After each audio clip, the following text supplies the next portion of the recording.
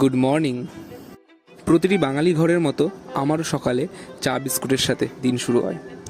সকাল থেকে একটু মনটা খারাপ, কারণ দাদুকে আজকে দিয়ে আসতে যেতে হবে।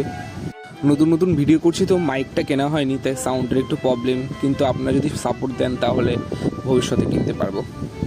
এটা আমাদের নতুন ঘর, আর দেখুন ঘরের কি অবস্থা, চারিদিকে বাস। আর আমি সকালে এখানেই পড়তে আসি, কারণ এখানে পরিবেশটা খুবই ঠান্ডা থাকে। দক্ষিণে আর একটা পূবে একটা জানলা আছে, এবং পরিবেশটা দেখুন কতটা মনোরম আর স্নিগ্ধ। সবুজের আলোর সঙ্গে পড়তে চোখে আরাম লাগে, আর এর থেকে আর ভালো কিছু হয় না।